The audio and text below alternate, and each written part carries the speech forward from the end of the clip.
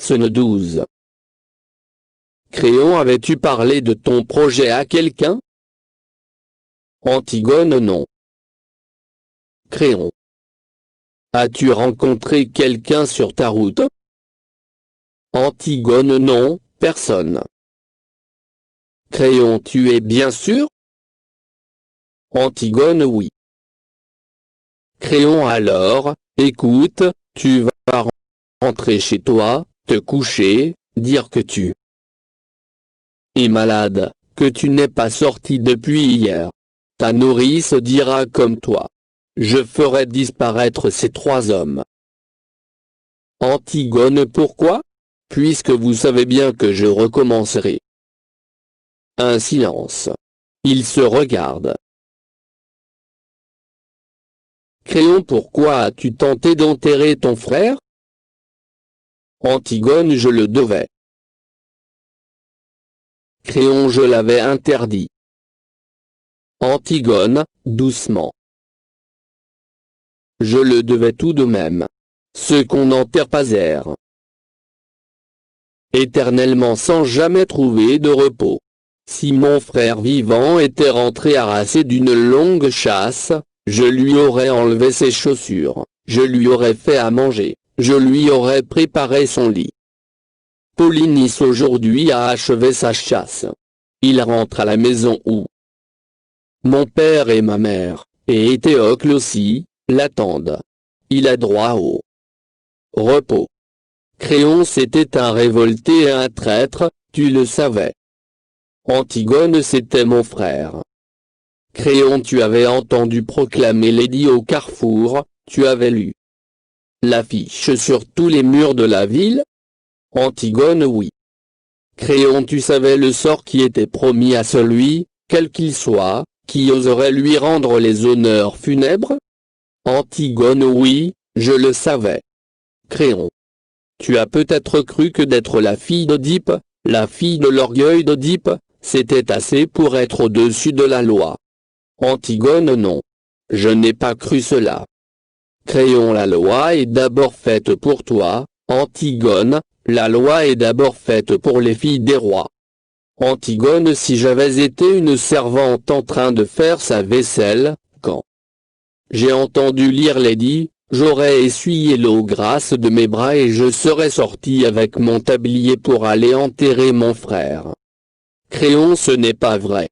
Si tu avais été une servante, tu n'aurais pas douté que tu allais mourir et tu serais resté à pleurer ton frère chez toi.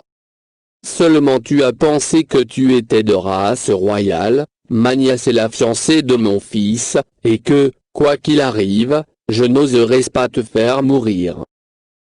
Antigone: vous vous trompez. J'étais certaine que vous me feriez mourir au contraire. Créon la regarde et murmure soudain. L'orgueil d'Oedipe? Tu es l'orgueil d'Oedipe? Oui, maintenant que je l'ai trouvé au fond de tes yeux, je te crois. Tu as dû penser que je te ferais mourir. Et cela te paraissait un dénouement tout naturel pour toi, orgueilleuse. Pour ton père non plus je ne dis pas le bonheur, il n'en était pas question. Le malheur humain, c'était trop peu. L'humain vous gêne. Aux entournures de la famille, il vous faut une tête-à-tête avec le destin et la mort.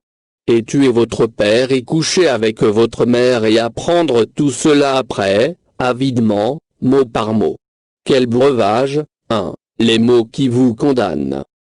Et comme on les boit goulûment quand on s'appelle Dipe, ou Antigone. Et le plus simple, après, c'est encore de se crever les yeux et d'aller mendier avec ses enfants sur les routes. Eh bien, non. Ces temps sont révolus pour Thèbes. Thèbes doit maintenant à un prince sans histoire. Moi, je m'appelle seulement Créon, Dieu merci. J'ai mes 2 pieds par terre, mes 2 mains enfoncées dans mes poches, et, puisque je suis roi, j'ai résolu, avec moins d'ambition que ton père, de m'employer tout simplement à rendre l'ordre de ce monde un peu moins absurde, si c'est possible. Ce n'est même pas une aventure, c'est un métier pour tous les jours et pas toujours drôle, comme tous les métiers. Mais puisque je suis là pour le faire, je vais le faire. Et si demain un messager crasse se dévale du fond des montagnes pour m'annoncer qu'il n'est pas très sûr non plus de ma naissance, je le prierai tout simplement de s'en retourner d'où il vient et je ne m'en irai pas pour si peu regarder ta tante sous le nez et me mettre à confronter les dates. Les rois ont autre chose à faire que du pathétique personnel, ma petite fille. Il a été à elle, il lui prend le bras, alors, écoute-moi bien. Tu es Antigone, tu es la fille d'Oedipe, mais tu as 20 ans et il n'y a pas longtemps encore tout cela se serait réglé par du pain sec et une paire de gifles. Il la regarde, souriant, te faire mourir. Tu ne t'es pas regardé, moineau. Tu es trop maigre. Grossis un peu, plutôt, pour faire un gros garçon à Aimon. Thèbes en a besoin plus que de ta mort, je te l'assure. Tu vas rentrer chez toi tout de suite, faire ce que je te dis et te taire. Je me charge du silence des autres. Allez, va. Et ne me foudroie pas comme cela du regard. Tu me prends pour une brute, c'est entendu, et tu dois penser que je suis décidément bien prosaïque. Mais je t'aime bien tout de même, avec ton sale caractère. N'oublie pas que c'est moi qui t'ai fait cadeau de ta première poupée, il n'y a pas si longtemps. Antigone ne répond pas. Elle va sortir. Il l'arrête. Créon Antigone. C'est par cette porte qu'on regagne ta chambre. Où t'en vas-tu par là? Antigone s'est arrêtée, elle lui répond doucement, sans forfanterie. Vous le savez bien. Un silence. Ils se regardent encore debout l'un en face de l'autre. Créon murmure, comme pour lui. Quel jeu joues-tu? Antigone, je ne joue pas. Créon, tu ne comprends donc pas que si quelqu'un d'autre que ces trois brutes sait tout à l'heure ce que tu as tenté de faire, je serai obligé de te faire mourir? Si tu te tais maintenant, si tu renonces à cette folie, j'ai une chance de te sauver, mais je ne l'aurai plus dans 5 minutes. Le comprends-tu? Antigone, il faut que j'aille enterrer mon frère que ces hommes ont découvert. Créon, tu irais refaire ce geste absurde? Il y a une autre garde autour du corps de Polynice et, même si tu parviens à le recouvrir encore, on dégagera son cadavre, tu le sais bien.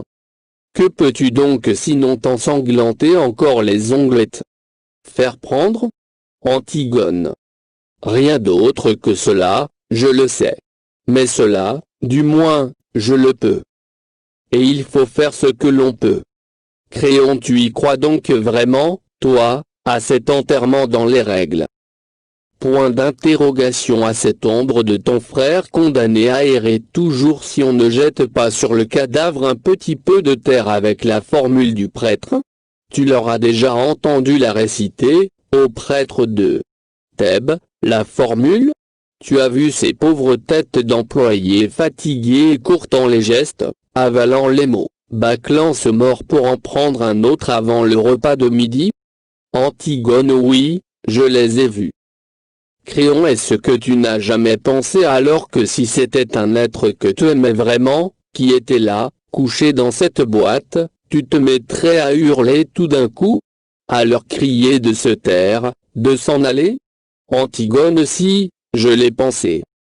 Créon, et tu risques la mort maintenant parce que j'ai refusé à ton frère ce passeport dérisoire, ce bredouillage en série sur sa dépouille, cette pantomime dont tu aurais été la première à avoir honte et mal si on l'avait joué. C'est absurde. Antigone, oui, c'est absurde. Créon, pourquoi fais-tu ce geste, alors? Pour les autres, pour ceux qui y croient? Pour les dresser contre moi? Antigone, non. Créon, ni pour les autres, ni pour ton frère? Pour qui alors? Antigone, pour personne. Pour moi. Créon, la regarde en silence. Tu as donc bien envie de mourir? Tu as l'air d'un petit gibier pris. Antigone, ne vous attendrissez pas sur moi. Faites comme moi. Faites ce que vous avez à faire. Mais si vous êtes un être humain, faites-le vite. voilà tout ce que je vous demande. Je n'aurai pas du courage éternellement, c'est vrai. Créon se rapproche. Je veux te sauver, Antigone. Antigone, vous êtes le roi, vous pouvez tout, mais cela, vous ne le pouvez pas. Créon, tu crois? Antigone, ni me sauver, ni me contraindre. Créon, orgueilleuse. Petite Oedipe. Antigone, vous pouvez seulement me faire mourir. Créon, et si je te fais torturer? Antigone, pourquoi?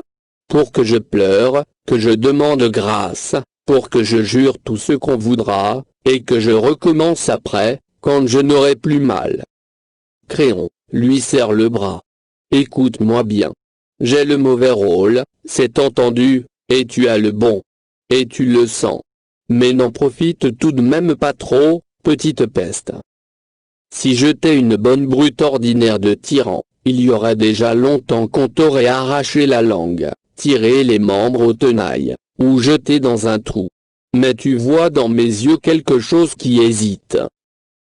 Tu vois que je te laisse parler au lieu d'appeler mes soldats, alors, tu nargues, tu attaques tant que tu peux. Où veux-tu en venir, petite furie? Antigone, lâchez-moi. Vous me faites mal au bras avec votre main. Créon, qui serre plus fort. Non.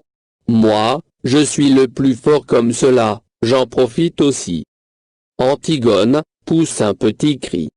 Aïe. Créon, dont les yeux rient. C'est peut-être ce que je devrais faire après tout simplement, te tordre le poignet, te tirer les cheveux comme on fait aux filles dans les jeux. Il la regarde encore. Il redevient grave. Il lui dit tout près, je suis ton oncle, c'est entendu, mais nous ne sommes pas tendres les uns pour les autres, dans la famille. Cela ne te semble pas drôle, tout de même, ce roi bafoué qui t'écoute, ce vieil homme qui peut tout et qui en a vu tuer d'autres, je t'assure, est d'aussi attendrissant que toi, et qui est là, à se donner toute cette peine pour essayer de t'empêcher de mourir? Antigone, après un temps. Vous serrez trop, maintenant. Cela ne me fait même plus mal. Je n'haïs plus de bras. Créon la regarde et la lâche avec un petit sourire. Il murmure. Dieu sait pourtant si j'ai autre chose à faire aujourd'hui, mais je vais tout de même perdre le temps qu'il faudra et te sauver, petite peste. Il la fait asseoir sur une chaise au milieu de la pièce. Il enlève sa veste, il s'avance vers elle, lourd, puissant, en bras de chemise. Au lendemain d'une révolution ratée, il y a du pain sur la planche, je te l'assure. Mais les affaires urgentes attendront. Je ne veux pas te laisser mourir dans une histoire de politique. Tu vaux mieux que cela. Parce que ton Polynice, cette ombre éplorée et ce corps qui se décompose entre ses gardes et tout ce pathétique qui t'enflamme, ce n'est qu'une histoire de politique. D'abord, je ne suis pas tendre, mais je suis délicat, j'aime ce qui est propre, net, bien lavé. Tu crois que cela ne me dégoûte pas autant que toi, cette viande qui pourrit au soleil? Le soir, quand le vent vient de la mer, on la sent déjà du palais. Cela me soulève le cœur. Pourtant, je ne vais même pas fermer ma fenêtre. C'est ignoble, et je peux même le dire à toi, c'est bête, monstrueusement bête, mais il faut que tout Thèbes sente cela pendant quelque temps. Tu penses bien que je l'aurais fait enterrer, ton frère, ne fût-ce que pour l'hygiène. Mais pour que les brutes que je gouverne comprennent, il faut que cela pue le cadavre de Polynice dans toute la ville, pendant un mois. Antigone, vous êtes odieux. Créon, oui mon petit. C'est le métier qui le veut. Ce qu'on peut discuter c'est s'il faut le faire ou ne pas le faire. Mais si on le fait, il faut le faire comme cela. Antigone, pourquoi le faites-vous? Créon. Un matin, je me suis réveillé roi de Thèbes. Et Dieu sait si j'aimais autre chose dans la vie que d'être puissant. Antigone, il fallait dire non, alors. Créon, je le pouvais. Seulement, je me suis senti tout d'un coup comme un ouvrier qui refusait un ouvrage. Cela ne m'a pas paru honnête. J'ai dit oui. Antigone. Eh bien, tant pis pour vous. Moi, je n'ai pas dit oui. Qu'est-ce que vous voulez que cela me fasse? À moi, votre politique, vos nécessités, vos pauvres histoires. Moi, je peux dire non encore à tout ce que je n'aime pas et je suis seul juge. Et vous, avec votre couronne, avec vos gardes, avec votre attirail, vous pouvez seulement me faire mourir parce que vous avez dit oui. Créon, écoute-moi. Antigone. Si je veux, moi, je peux ne pas vous écouter. Vous avez dit oui. Je n'ai plus rien à apprendre de vous. Pas vous. Vous êtes là, à boire mes paroles. Et si vous n'appelez pas vos gardes, c'est pour m'écouter jusqu'au bout. Créon, tu m'amuses. Antigone, non. Je vous fais peur. C'est pour cela que vous essayez de me sauver. Ce serait tout de même plus commode de garder une petite Antigone vivante et muette dans ce palais. Vous êtes trop sensible pour faire un bon tyran, voilà tout. Mais vous allez tout de même me faire mourir tout à l'heure, vous le savez, et c'est pour cela que vous avez peur. C'est là un homme qui a peur. Créon, sourdement. Eh bien, oui, j'ai peur d'être obligé de te faire tuer si tu t'obstines. Et je ne le voudrais pas. Antigone, moi, je ne suis pas obligé de faire ce que je ne voudrais pas. Vous n'auriez pas voulu non plus, peut-être, refuser une tombe à mon frère? Dites-le donc, que vous ne l'auriez pas voulu? Créon, je te l'ai dit. Antigone, et vous l'avez fait tout de même. Et maintenant, vous allez me faire tuer sans le vouloir. Et c'est cela, être roi. Créon, oui, c'est cela. Antigone, pauvre Créon. Avec mes ongles cassés et pleins de terre et les bleus que tes gardes m'ont fait au bras, avec ma peur qui me tord le ventre, moi je suis reine. Créon, alors, aie pitié de moi, oui. Le cadavre de ton frère qui pourrit sous mes fenêtres, c'est assez payé pour que l'ordre règne dans tes bains. Mon fils t'aime. Ne m'oblige pas à payer avec toi encore. J'ai assez payé. Antigone, non. Vous avez dit oui. Vous ne vous arrêterez jamais de payer maintenant. Créon, la secoue soudain, hors de lui. Mais, bon Dieu. Essaie de comprendre une minute, toi aussi, petite idiote. J'ai bien essayé de te comprendre, moi. Il faut pourtant qu'il y en ait qui disent oui. Il faut pourtant qu'il y en ait qui mènent la barque. Cela prend l'eau de toutes parts, c'est plein de crimes, de bêtises, de misère et le gouvernail est là qui ballotte. L'équipage ne veut plus rien faire. Il ne pense qu'à piller la cale et les officiers sont déjà en train de se construire un petit radeau confortable, rien que pour eux, avec toute la provision d'eau douce, pour tirer au moins leur hausse de là.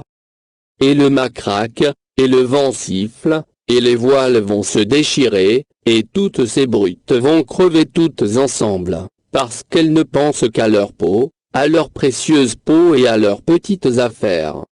Crois-tu, alors, qu'on a le temps de faire le raffiné, de savoir s'il faut dire oui ou non, de se demander s'il ne faudra pas payer trop cher un jour, et si on pourra encore être un homme après? On prend le bout de bois, on redresse devant la montagne d'eau, on gueule un ordre et on tire dans le tas, sur le premier qui s'avance. Dans le tas. Cela n'a pas de nom. C'est comme la vague qui vient de s'abattre sur le pont devant vous, le vent qui vous gifle, et la chose qui tombe devant le groupe n'a pas de nom. C'était peut-être celui qui t'avait donné du feu en souriant la veille. Il n'a plus de nom. Et toi non plus tu n'as plus de nom, cramponné à la barre. Il n'y a plus que le bateau qui ait un nom et la tempête. Est-ce que tu le comprends, cela? Antigone, secoue la tête. Je ne veux pas comprendre. C'est bon pour vous. Moi, je suis là pour autre chose que pour comprendre. Je suis là pour vous dire non et pour mourir. Créon, c'est facile de dire non. Antigone pas toujours. Créon pour dire oui, il faut suer et retrousser ses manches. Empoigner la vie à pleine main et s'en mettre jusqu'au coude. C'est facile de dire non, même si on doit mourir. Il n'y a qu'à ne pas bouger et attendre. Attendre pour vivre, attendre même pour qu'on vous tue. C'est trop lâche. C'est une invention des hommes. Tu imagines un monde où les arbres aussi auraient dit non contre la sève, où les bêtes auraient dit non contre l'instinct de la chasse ou de l'amour? Les bêtes, elles au moins, elles sont bonnes et simples et dures. Elles vont, se poussant les unes après les autres, courageusement, sur le même chemin. Et si elles tombent, les autres passent et il peut s'en perdre autant que l'on veut, il en restera toujours une de chaque espèce prête à refaire des petits et à reprendre le même chemin avec le même courage, toutes pareilles à celles qui sont passées avant. Antigone, quel rêve, pour un roi, des bêtes. Ce serait si simple. Un silence, Créon la regarde. Créon, tu me méprises, n'est-ce pas? Elle ne répond pas, il continue. Comme pour lui, c'est drôle, je l'ai souvent imaginé, ce dialogue avec un petit jeune homme pâle qui aurait essayé de me tuer et dont je ne pourrais rien tirer après que du mépris. Mais je ne pensais pas que ce serait avec toi et pour quelque chose d'aussi bête. Il a pris sa tête dans ses mains. On sent qu'il est à bout de force. Écoute-moi tout de même pour la dernière fois. Mon rôle n'est pas bon, mais c'est mon rôle, et je vais te faire tuer. Seulement, avant, je veux que toi aussi tu sois bien sûr du tien. Tu sais pourquoi tu vas mourir, Antigone? Tu sais au bas de quelle histoire sordide tu vas signer pour toujours ton petit nom sanglant? Antigone, quelle histoire? Créon. Celle d'Éthéocle et de Polynice, celle de tes frères. Non, tu crois la savoir, tu ne la sais pas. Personne ne la sait dans Thèbes, que moi. Mais il me semble que toi, ce matin, tu as aussi le droit de l'apprendre. Il rêve un temps, la tête dans ses mains, accoudé sur ses genoux. On l'entend murmurer, ce n'est pas bien beau, tu vas voir. Et il commence sourdement sans regarder Antigone, que te rappelles-tu de tes frères, d'abord, de compagnons de jeu, qui te méprisaient sans doute, qui te caissaient tes poupées, se chuchotant éternellement des mystères à l'oreille l'un de l'autre pour te faire enrager. Antigone, c'étaient des grands. Créon, après, tu as dû les admirer avec leurs premières cigarettes, leurs premiers pantalons longs, et puis ils ont commencé à sortir le soir, à sentir l'homme, et ils ne t'ont plus regardé du tout. Antigone, j'étais une fille. Créon, tu voyais bien ta mère pleurer, ton père se mettre en colère, tu entendais claquer les portes à leur retour et le ricanement dans les couloirs. Et ils passaient devant toi, goguenards et veules, sentant le vin. Antigone, une fois, je m'étais caché derrière une porte, c'était le matin, nous venions de nous lever, et eux, ils rentraient. Polynice m'a vu, il était tout pâle, les yeux brillants et si beau dans son vêtement du soir. Il m'a dit, tiens, tu es là, toi? Et il m'a donné une grande fleur de papier qu'il avait rapportée de sa nuit. Créon. Et tu l'as conservée, n'est-ce pas, cette fleur?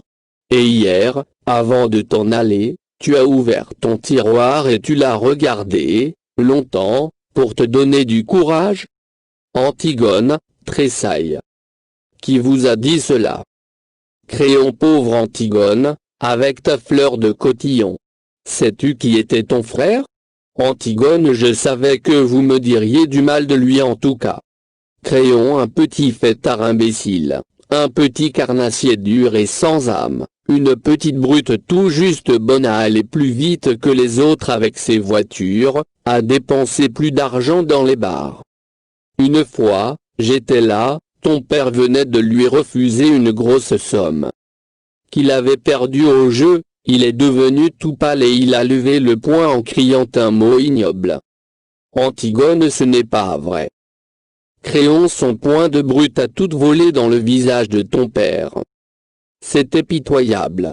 Ton père était assis à sa table, la tête dans ses mains. Il saignait du nez. Il pleurait. Et, dans un coin du bureau, Polynice, ricanant, qui allumait une cigarette.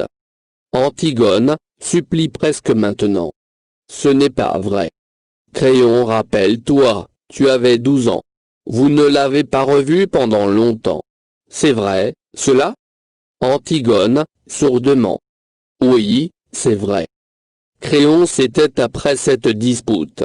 Ton père n'a pas voulu le faire juger. Il s'est engagé dans l'armée argienne.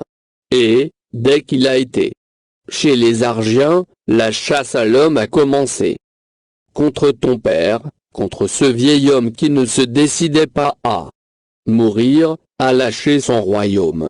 Les attentats se succédaient et les tueurs que nous prenions finissaient toujours par avouer qu'ils avaient reçu de l'argent de lui.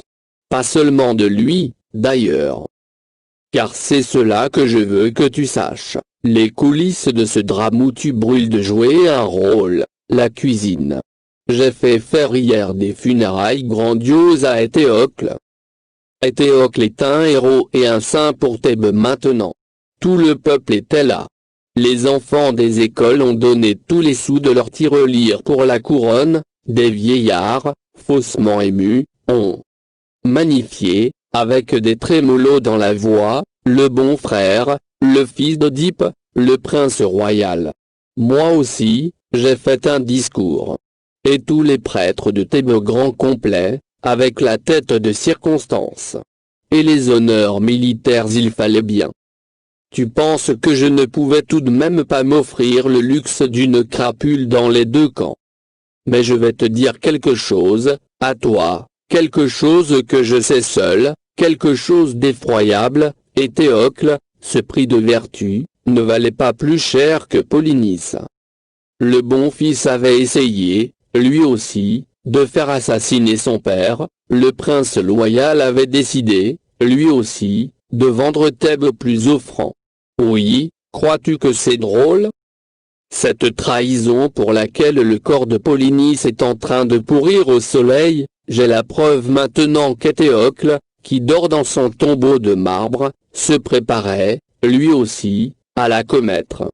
C'est un hasard si Polynice a réussi son coup avant lui. Nous avions affaire à deux larrons en foire qui se trompaient l'un l'autre en nous trompant et qui se sont égorgés comme deux petits voyous qu'ils étaient, pour un règlement de compte. Seulement, il s'est trouvé que j'ai eu besoin de faire un héros de l'un d'eux.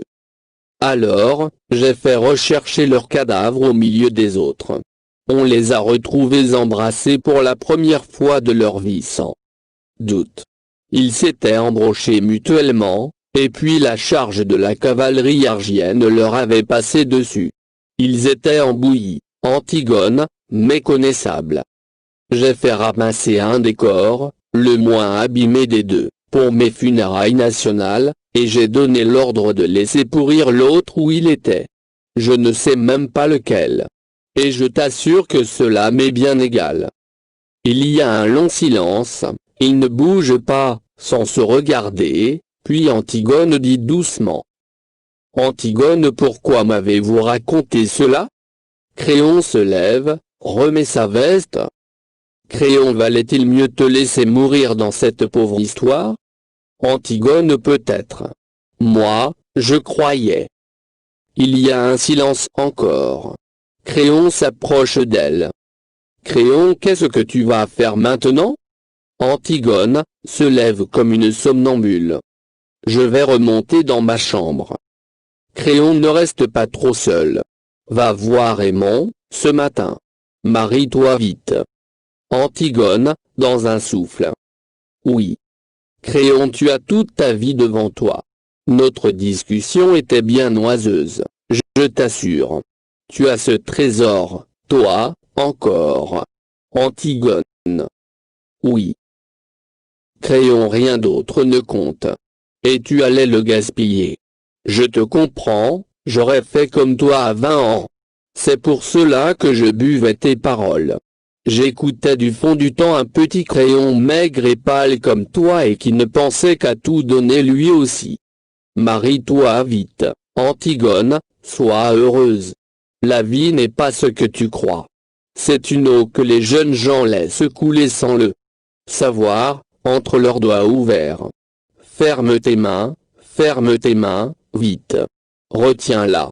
Tu verras, cela deviendra une petite chose dure et simple qu'on grignote, assis au soleil. Ils te diront tout le contraire parce qu'ils ont besoin de ta force et de ton élan. Ne les écoute pas. Ne m'écoute pas quand je ferai mon prochain discours devant le tombeau des Théocles. Ce ne sera pas vrai. Rien n'est vrai que ce qu'on ne dit pas tu l'apprendras, toi aussi, trop tard. La vie c'est un livre qu'on aime, c'est un enfant qui joue à vos pieds, un outil qu'on tient bien dans sa main, un banc pour se reposer le soir devant sa maison. Tu vas me mépriser encore, mais de découvrir cela, tu verras. C'est la consolation dérisoire de vieillir, la vie, ce n'est peut-être tout de même que le bonheur. Antigone, murmure, le regard perdu. Le bonheur. Créon, a un peu honte soudain. Un pauvre mot, hein? Antigone, quel sera-t-il, mon bonheur? Quelle femme heureuse deviendra-t-elle, la petite Antigone? Quelle pauvreté faudra-il qu'elle fasse elle aussi, jour par jour, pour arracher avec ses dents son petit lambeau de bonheur? Dites, à qui devra-t-elle mentir, à qui sourire, à qui se vendre? Qui devra-t-elle laisser mourir en détournant le regard? Créon, hausse les épaules. Tu es folle, tais-toi. Antigone non, je ne me tairai pas. Je veux savoir comment je m'y prendrai, moi aussi, pour être heureuse. Tout de suite. Puisque c'est tout de suite qu'il faut choisir. Vous dites que c'est si beau, la vie. Je veux savoir comment je m'y prendrai pour vivre. Créon, tu aimes Aimon? Antigone, oui, j'aime Aimon. J'aime un Aimon dur et jeune, un Aimon exigeant et fidèle, comme moi. Mais si votre vie, votre bonheur doivent passer sur lui avec leur usure, si Aimon ne doit plus pâlir quand je pâlis, s'il ne doit plus me croire morte quand je suis en retard de 5 minutes, s'il ne doit plus se sentir seul au monde et me détester quand je ris sans qu'il sache pourquoi, s'il doit devenir près de moi le monsieur Aimon, s'il doit apprendre à dire oui, lui aussi, alors je n'aime plus Aimon. Créon, tu ne sais plus ce que tu dis. Tais-toi. Antigone, si, je sais ce que je dis, mais c'est vous qui ne m'entendez plus. Je vous parle de trop loin maintenant, d'un royaume où vous ne pouvez plus entrer avec vos rides, votre sagesse, votre ventre. Elle rit, ah. Je ris, Créon, je ris parce que je te vois à 15 ans, tout d'un coup. C'est le même air d'impuissance et de croire qu'on peut tout. La vie t'a seulement ajouté ces petits plis sur le visage et cette graisse autour de toi. Créon, la secoue. Te tairas-tu, enfin? Antigone. Pourquoi veux-tu me faire taire? Parce que tu sais que j'ai raison? Tu crois que je ne lis pas dans tes yeux que tu le sais? Tu sais que j'ai raison, mais tu ne l'avoueras jamais parce que tu es en train de défendre ton bonheur en ce moment comme un os. Créon, le tien et le mien, oui, imbécile. Antigone, vous me dégoûtez tous, avec votre bonheur. Avec votre vie qu'il faut aimer coûte que coûte. On dirait des chiens qui lèchent tout ce qu'ils trouvent. Et cette petite chance pour tous les jours, si on n'est pas trop exigeant. Moi, je veux tout, tout de suite, et que ce soit entier ou alors je refuse. Je ne veux pas être modeste, moi, et me contenter d'un petit morceau si j'ai été bien sage. Je veux être sûr de tout aujourd'hui et que cela soit aussi beau que quand j'étais petite ou mourir. Créon, allez, commence, commence, comme ton père. Antigone, comme mon père, oui. Nous sommes de ceux qui posent les questions jusqu'au bout. Jusqu'à ce qu'il ne reste vraiment plus la plus petite chance d'espoir vivante, la plus petite chance d'espoir à étrangler. Nous sommes de ceux qui lui sautent dessus quand ils le rencontrent. votre espoir, votre cher espoir, votre sale espoir. Créon, tais-toi. Si tu te voyais en criant ces mots, tu es laide. Antigone, oui, je suis laide. C'est ignoble, n'est-ce pas, ces cris, ces sursauts, cette lutte de chiffonnier. Papa n'est devenu beau qu'après, quand il a été.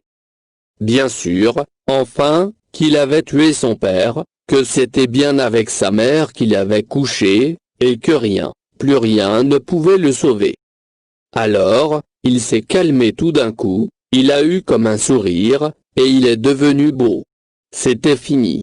Il n'a plus eu qu'à fermer les yeux pour ne plus vous voir. Ah! Vos têtes, vos pauvres têtes de candidats au bonheur. C'est vous qui êtes laids, même les plus beaux.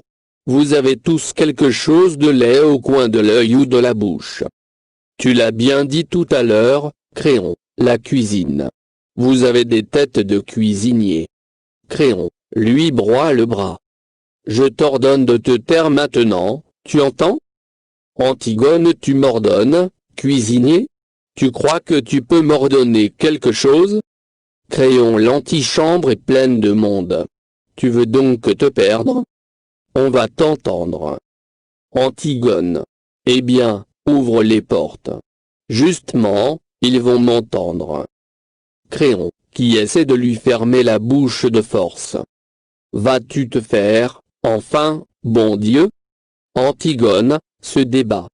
Allons vite, cuisinier. Appelle tes gardes. La porte s'ouvre. Entre Ismène,